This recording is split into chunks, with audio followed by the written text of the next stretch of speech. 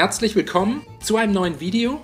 Heute zeige ich euch ein schnelles und einfaches Rezept für Gnocchi mit Tomatensauce aus dem Backofen. Dafür als erstes eine große Zwiebel sowie 1 bis 2 Knoblauchzehen abziehen und fein hacken. Wenn das erledigt ist, eine Pfanne oder einen Topf mit etwas Öl erhitzen, Zwiebeln und Knoblauch in die Pfanne geben und bei mittlerer Hitze für ca. 2 bis 3 Minuten glasig anschwitzen, dabei gelegentlich mal umrühren.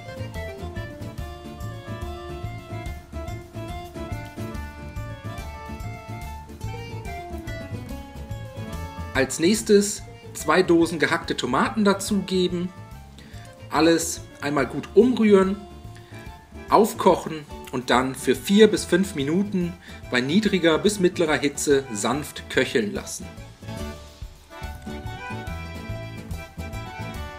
Zum Schluss 1 Teelöffel Oregano, außerdem eine gute Prise Salz, Zucker und Pfeffer dazugeben, nochmals gut umrühren und dann ist die Soße auch schon fertig.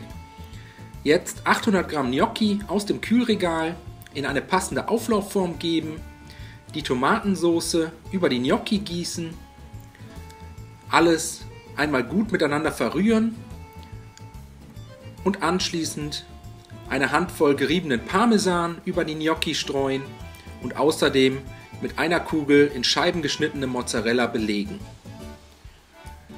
So kommen die Gnocchi jetzt in den vorgeheizten Backofen bei 200 Grad Ober-Unterhitze für ca. 25 Minuten.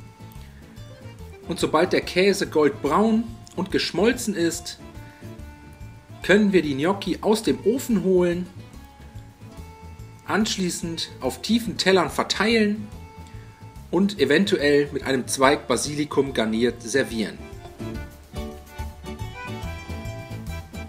Ich wünsche euch einen guten Appetit.